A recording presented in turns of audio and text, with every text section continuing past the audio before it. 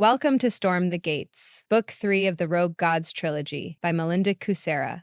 Part 4, Chapter 13, I Can't Be Immortal. I'm not immortal. Rand must be mistaken. I don't have Pristina's time crystal. Rosalie staggered as an image cut across her vision. In that flash of memory, Layla shoved something at her, then everything went black. What if Rand was right? He might exaggerate and bend the truth a little, but he never lied. Maybe you should sit down. You can confront them when you feel better. Rand slid his hands out of her grasp and wrapped an arm around her shoulders to steady her as she rocked backward, unable to believe it. I'm not a goddess.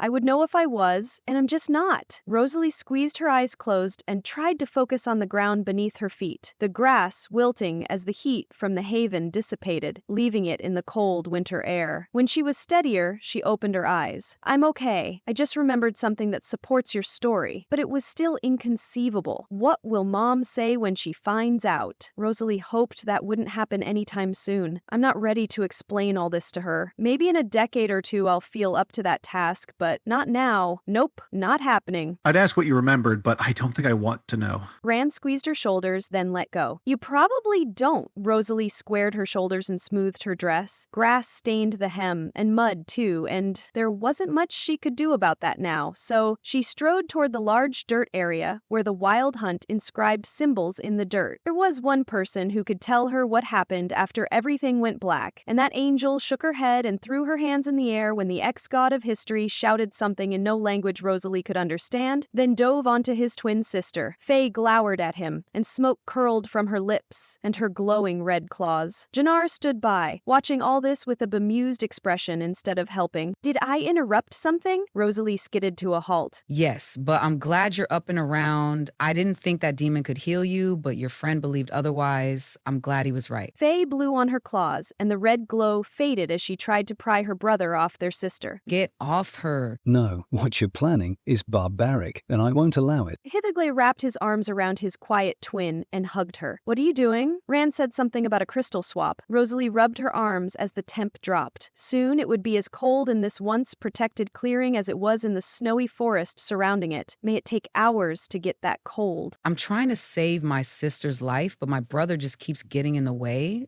Faye shook him, but he shook his head and clung to his twin, blocking her with his body. Thankfully, he was thin, so he probably wasn't crushing her. I won't let you kill her. She's already dying. I don't think I can make that worse, but I can make it better if this works. Faye dug her claws under one of his arms and pulled. What if it fails? Then she'll die immediately. No, the risk is too great. Hitherglay dug his heels into the earth and obliterated several symbols that once created a spell circle around that spot. He's got a point. Jannar raised his index finger to keep score. Why is she dying? As Rosalie asked that question, dread curled icy claws around her and squeezed all the air out of her lungs. It had something to do with Ivarian. She just knew it. Are you okay? You went pale, and you're shaking again. Rand put an arm around her, but he wasn't warm or comforting because he wasn't Ivarian. Istiana struggled to slide out of the pile. She looked so much like her son. I saw my son, but he isn't born yet.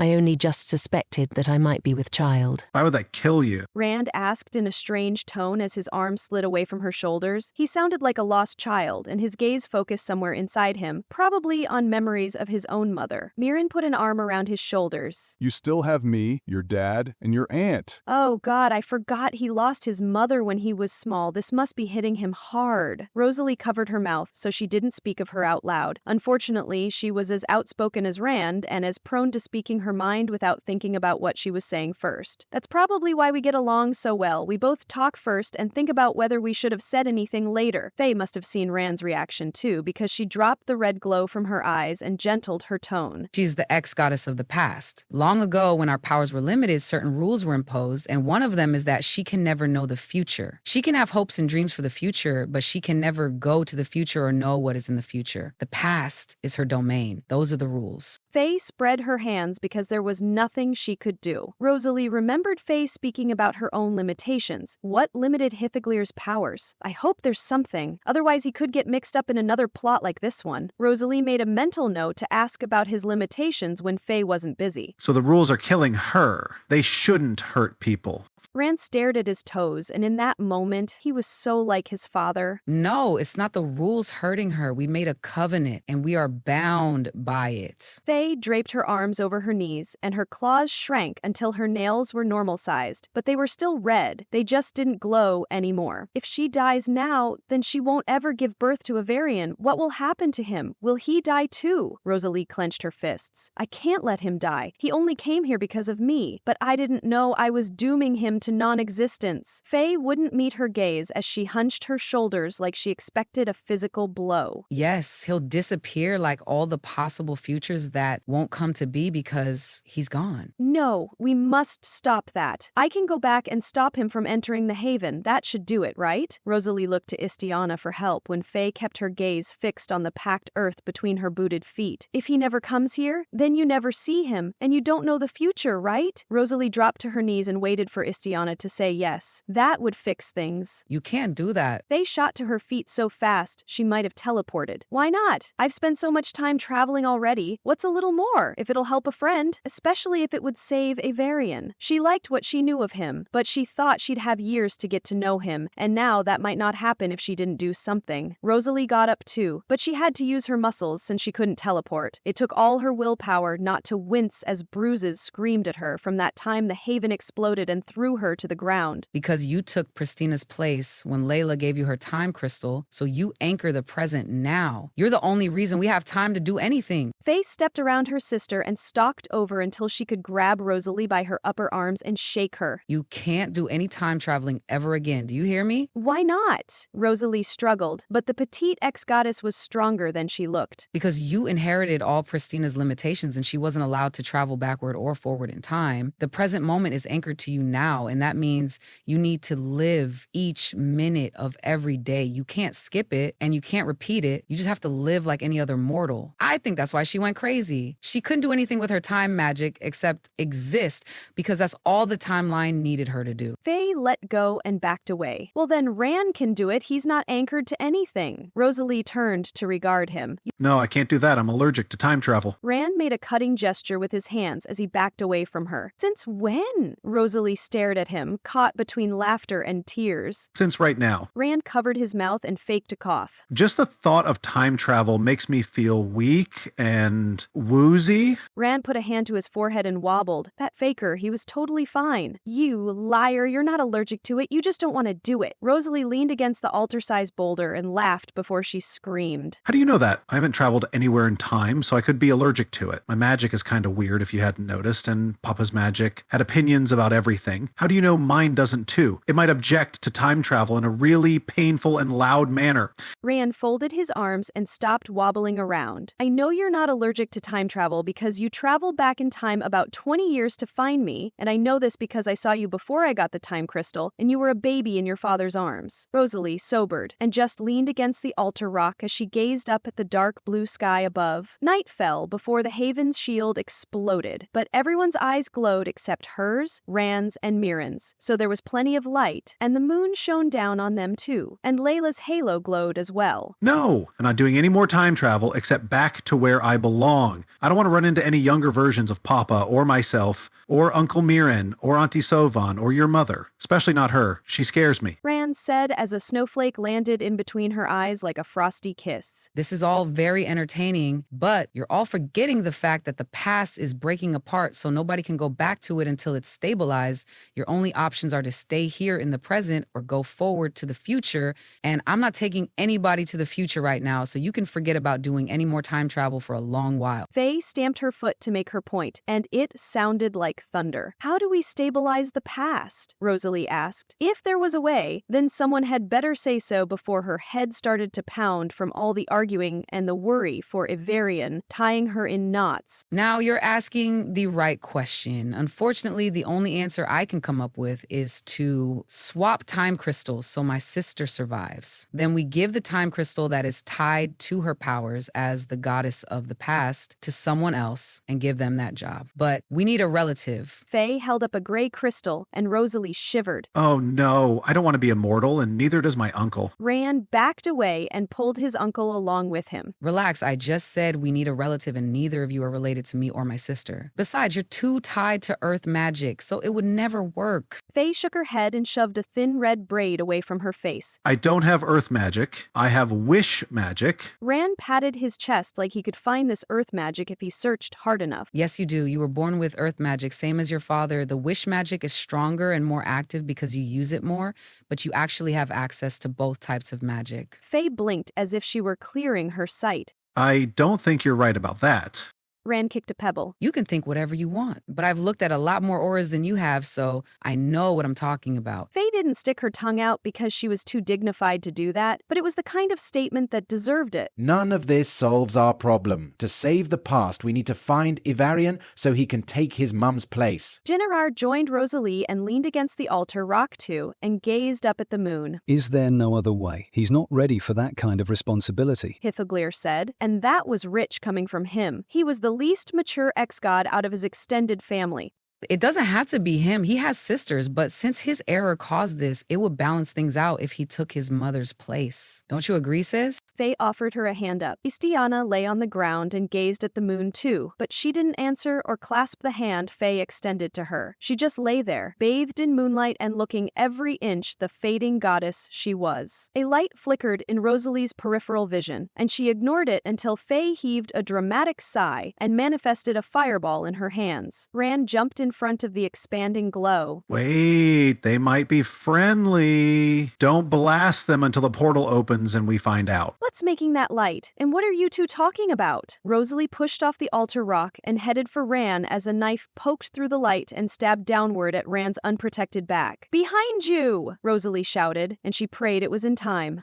Chapter 14, A Bad Bargain. Ivarian stepped over the side of the boat onto a rocky shore, a little way from the dock where the ferry docked and unloaded passengers. No one hurried off the trireme. Everyone stepped down the gangplank in an orderly file while chatting amiably. This must be what Mount Erdrun was like before the demons came. We must still be somewhere in the past. But the winter snow was gone. The smooth stones covering the beach faded into the green field, dotted here and there with flowers bursting out of the long grasses. Rangers in their distinctive green tunics and trousers tramped across the field, heading for the standing stones and the enchanted forest beyond them. Tourists and returning residents both ambled across the meadow to the switchback trail winding up the side of the lone mountain, standing in the middle of all that lush greenery. I paid him, so we're all square now, as you mortals say. Morgana stepped onto the beach beside him without help, and he flushed in embarrassment. He forgot about her, and his manners too, it seemed. Thank you. Ivarian stared at Mount Eredrin. How do I find Ran under that mountain? I only saw a small fraction of the city, Ivarian wondered. Where to now? Morgana shifted her weight and the crystal too. We need to find my friend under that mountain, but I don't know how we'll do that. Ivarian pointed at it. The Rangers might know Rand's father, but he already had one brush with that man. I'd prefer to avoid him at all costs. Rand's father is scary powerful, so asking the Rangers wasn't an option. Who else could he ask? A dark-haired man around his age moved along the dock, recording visitors in a logbook. When he finished with the passengers, he strolled over to them. State your name and your reason for visiting, please. My name is Ivarian. I came to visit a friend. I'm Morgana, and I came to help him find his friend. Do you have a central place for records? There are registries and records for all kinds of things on the 3rd level in the administration area. Ask for Hazel. She can help you with that. I just have a few more questions. It's a census year, so I have to track everything. The man rolled his brown eyes like this was a waste of time, but he applied his graphite stick to the page to record their replies anyway. Bruises faded on his face and neck like he recently got into a fight. How seriously did they take the census here? What is your city or village of origin? How long will you stay in the city under Mount Eredrin? Asked the man after he made a notation on his book. Will, when you get a chance, there's some papers in the office that the guards requested. Can you bring it to them? A man shouted from somewhere, possibly the house standing on shore. I'll take it in a moment. I just need to finish up here first. Will waved to the the house. Just answer those last two questions, and you can go. Morgana glared at him because she had no answer. Bavarian didn't know what to say either. Before he traveled back in time, he was here at the city under Mount Eredrin. But Will was waiting, and the longer the silence lasted, the more suspicious he'd get. We're staying for a week, possibly longer if it takes too long to find my friend. Ivarian hoped that was enough. Thank you. Will nodded after he noted their responses. Enjoy your stay. He turned on his heel and strode toward the house with the log in his hands. You should have asked what year it is since you're concerned about it. Morgana tried to shove the star-shaped crystal in her skirt pocket, but it was too big. Excuse me, I couldn't help overhearing your conversation, a woman said as she rose from the boulder she sat on in the shade of a standing stone. The menhirs encircled the mountain and the field that surrounded it, but Ivarian didn't know why. Who are you? Ivarian regarded her as she padded closer. She had a bag slung over one shoulder, but it had no insignia. Neither did her shapeless dress. It hung like a sack on her, and her stringy gray-threaded hair tumbled over the fraying strap of her satchel. But her dark eyes were as sharp as knives, and they stared at the crystal Morgana struggled to hold, so its sharp rays didn't stab her hands. Names aren't really important, but if you must have one, you can call me Beku. Most everyone does. Beku smiled, but there was no warmth or kindness in that smile, just cold calculation. That's a pretty crystal you have there. Beku extended her hand, not to offer it to them or shake their hands, no. She ran her index finger down one of the crystal's rays.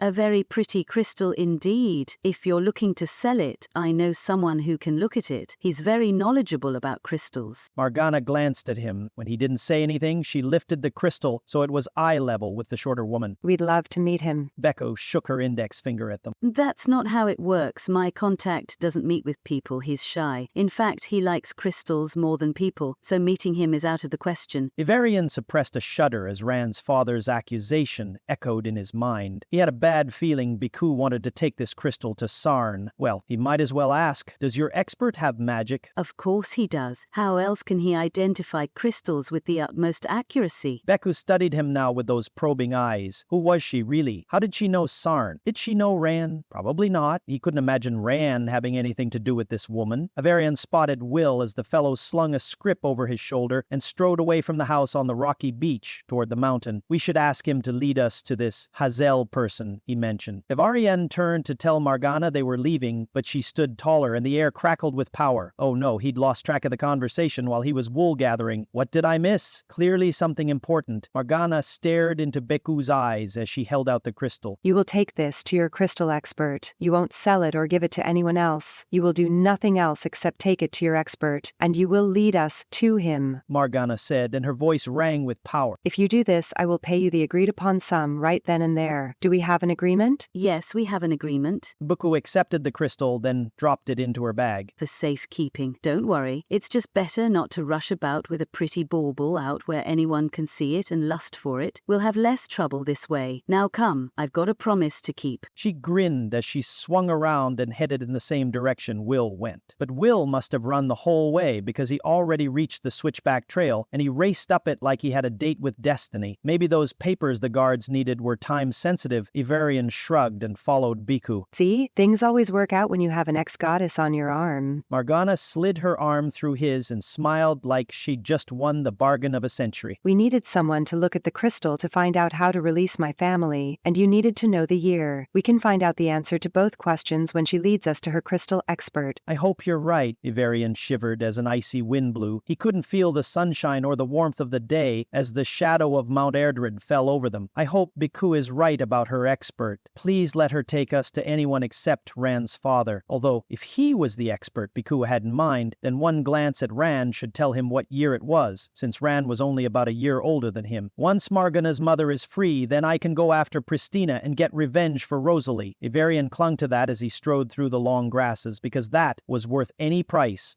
Chapter 15. To catch a ship. Guerren cursed under his breath as he ran around the pile of boulders some idiot left on the beach. Why are there so many rocks? Where's my army? He stopped to gasp for breath. While he stood there with his chest heaving, Guerren scanned the beach for the rear guard. A boxy shadow in the distance shuddered and groaned. What is that thing? Well, there was only one way to find out. Why does everything require me to run for long distances? I'm great at sprinting, but this is ridiculous. ridiculous. Guerren trotted on rubbery legs towards the thing growing in the sea just off the shore. A wooden platform appeared next to it as the beach flattened, giving him a better view. Is that a ship of some kind swelling up in front of me? That's what it looked like, but he left all the naval battles to another war god, so he didn't have to deal with the sea gods. Besides, there was plenty of land from the frozen north to the steppes to the tropical south to conquer. He didn't need to take over the islands off the coast too. They were someone else's problem, and I was happy to leave them that way. The object in question had a boxy rear deck and circular windows sprouted in neat rows as the boat grew taller, and probably longer and wider too, so it was probably a ship of some kind. Lightning struck the top deck and crawled down the side of the ship as it expanded again, adding another row of portholes, and probably another deck too.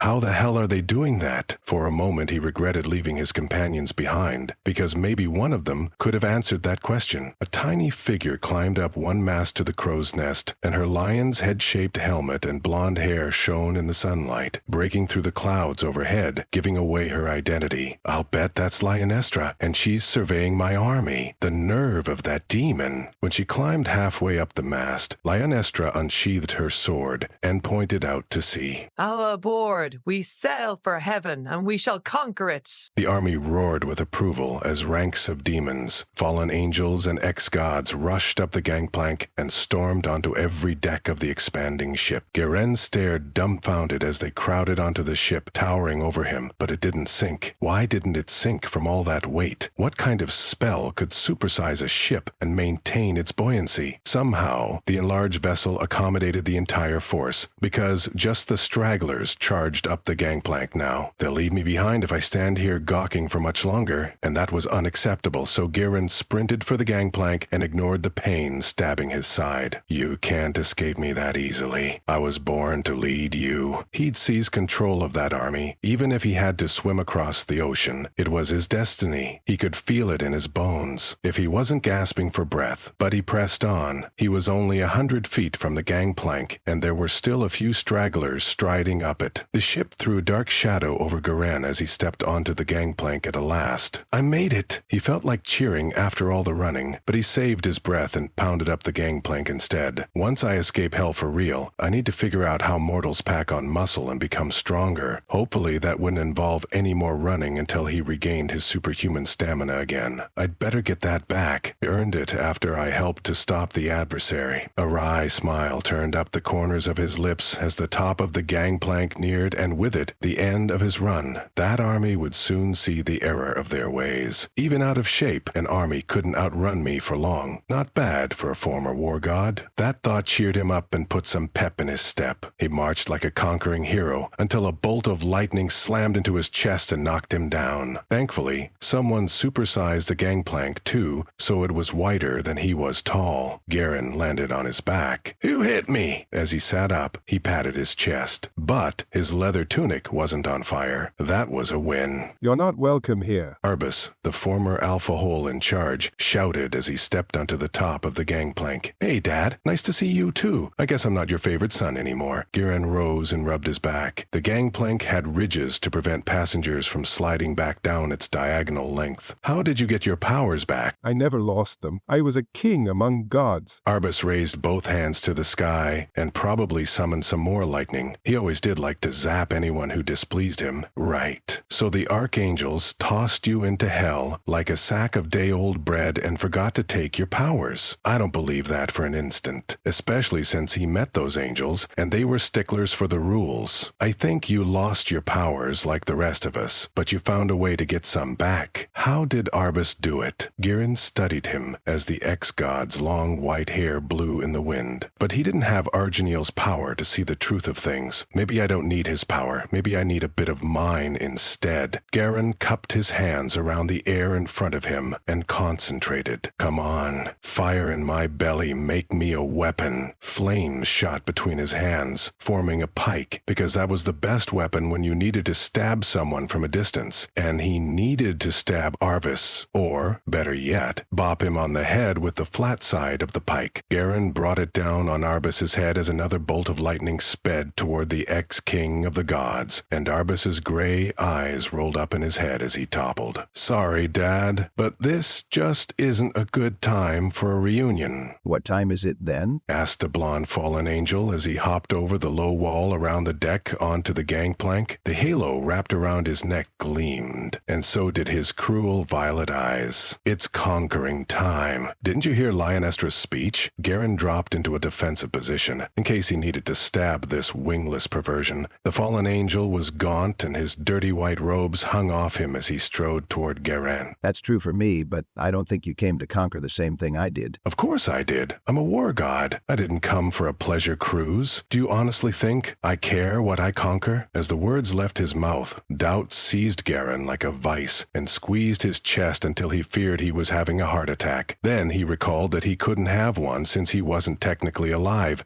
since the fall. But neither was he dead either. He existed in a strange limbo state. Guerren threw off that moment of doubt. I came for the army, not to conquer anything else. He told himself that several times, then stopped because the thought of conquering something made his heart sing. I haven't conquered anything in a long time. I could lead them to victory. Then, of course, I'd give the place back to its rightful caretakers. The fallen angel stepped over the unconscious Arbus as his glowing eyes widened. He batted the pike aside like it was a toy, not a weapon forged from fire and will. You really did come to conquer. I can feel the desire building inside you. Well, that sounded creepy, but not creepy enough to change his mind. My warmongering days are just beginning. Guerren tossed the pike aside, and it turned into smoke and vanished in the wind. He couldn't stop thinking about a rematch as he approached Arbus and the deck. Did Azrael still exist? Would he still best me in a duel? Probably not. Azrael was in top form whenever the fall was. Many years had passed since then. Probably enough to erode his skill and slow him down. After all, who did Azrael have to spar with after the fall? No one. He probably got bored and lazy. I'll bet he can't even manifest armor or weapons anymore. The gangplank shook as a wave rose from the sea and slapped the rear of the ship. Oh no, you don't.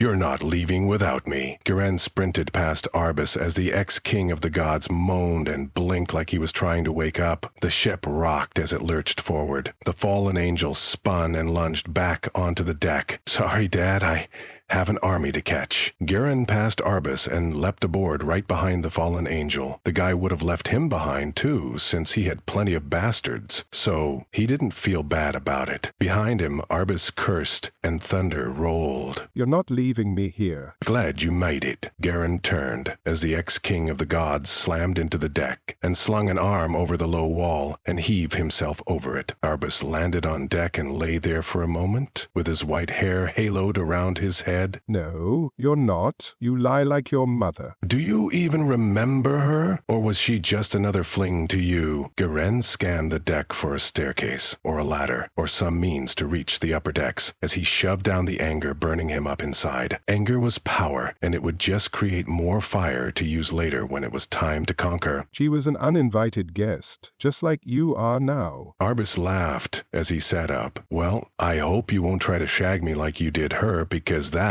would be incest. I don't go for that kind of thing. Guerren summoned a fireball, just in case the ex-king had such things on his mind. I should throw him overboard, but Arbus was stubborn. He'd just swim to heaven and show up at the worst time. No, it was better to keep Arbus where he could see him. Besides, he can't possibly take me in a fight. Are you two really related? The fallen angel asked from where he leaned against a wall in between two portholes. He says we are, but my powers don't lend themselves to that kind of thing, so I can't check if he's lying. Why don't you take me to your leader instead of asking me questions about that loser? Guerren jerked his thumb over his shoulder to indicate Arbus. Sure, I hope you have a plan to wrest control from her. The fallen angel turned and strode along the deck, hopefully toward a staircase. Guerren glanced at Arbus one last time, but the ex-king of the gods just sat there in the middle of the deck, laughing silently at a joke only he found funny. Let him laugh. We'll see who gets the last laugh when I'm in charge of this ship. Guerren turned around and sprinted to catch up to the fallen angel as the ship lurched forward again, nearly knocking him down. Well, no one said it would be a smooth ride.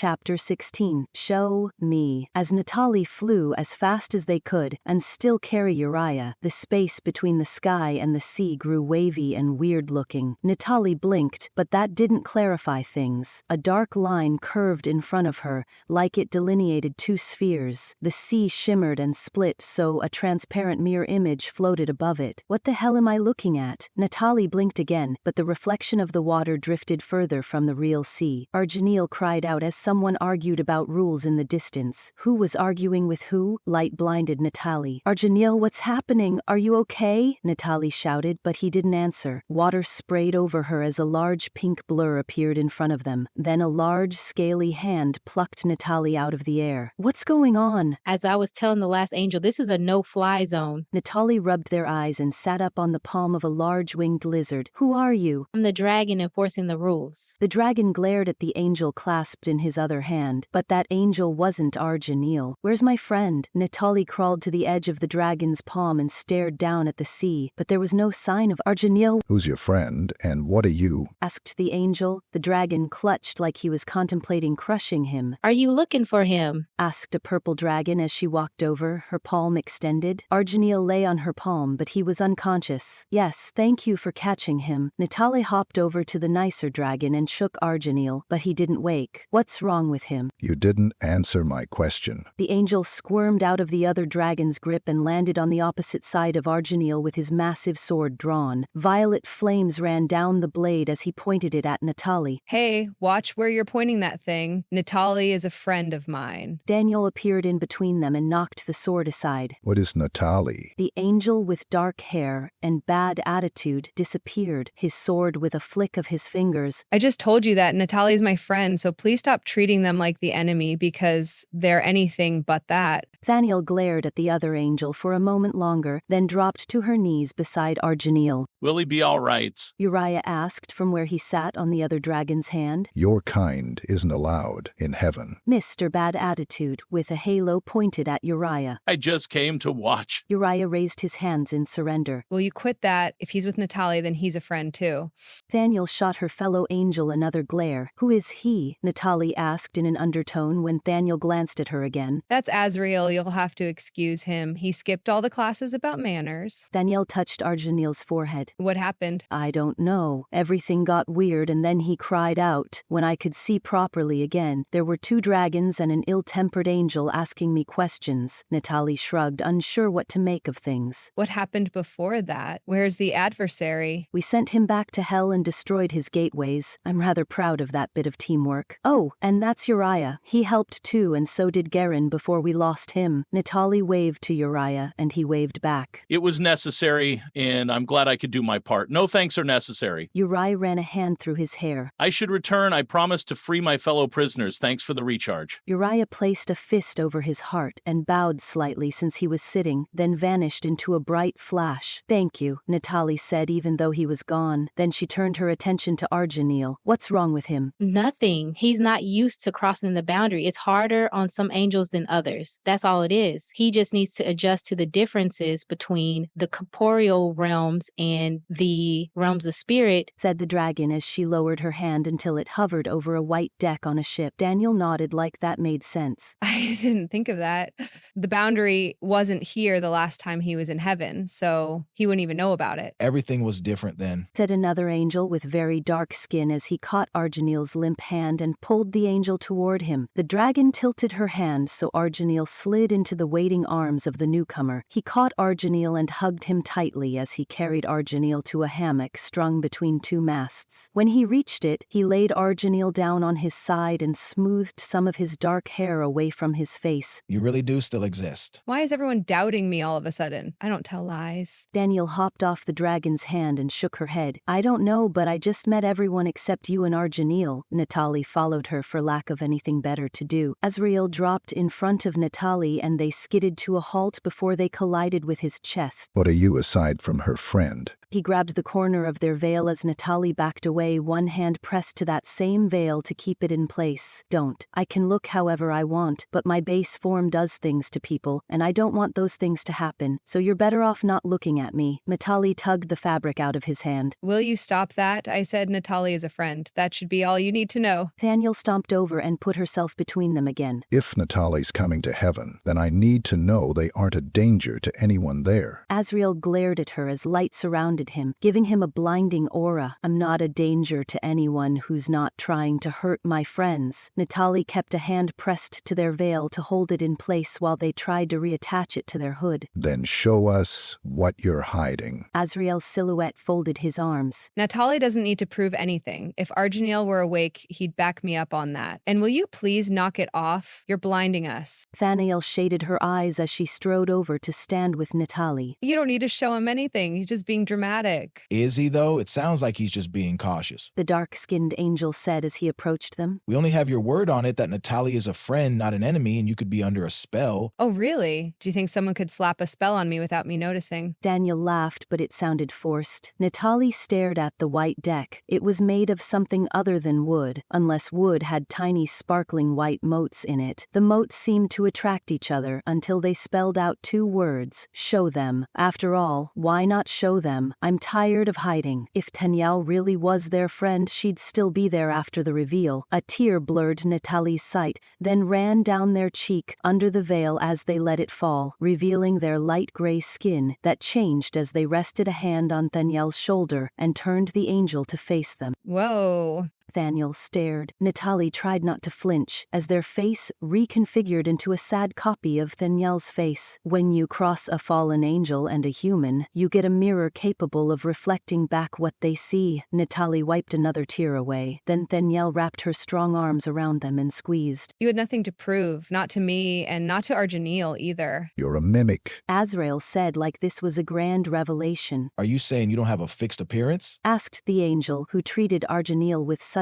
tenderness as he picked up their veil and turned it over in their hands. Yes, that's what I'm saying. Natalie felt strangely lighter after admitting the truth. Shape-shifting was a reflex action and not something they could stop doing unless fully covered. Well, it's nice to meet you half-angel, Natalie. I'm Azariah. The dark-skinned angel held out their veil as Thaniel let go. Half-angel, I like it. Natalie took their veil from his hand, then shook it. His grip was warm and firm, and he let go when Natalie did so they could don their veil. The moment the veil covered their face again, their face changed back to its resting state and dropped Thaniel's likeness. After all, the world only needed one copy of her. Well, now that drama is over, can you please dim your aura? Danielle glared at Azrael, and he let some of his brilliance go. Thanks. Now, Natalie, where did you lose Guerren? And what happened to the army the adversary brought with him? Please tell me they went back to hell with him. They didn't. Somehow they found a ship big enough to transport them. Argeniel and I chased them until we met up with you. Then, I don't know what happened to them. We must find them. Natalie reattached their veil. Thankfully, no buttons popped when Azrael yanked on it. That was a lucky break. I saw it on the horizon, but then I stopped paying attention to it. I had more pressing matters to attend to,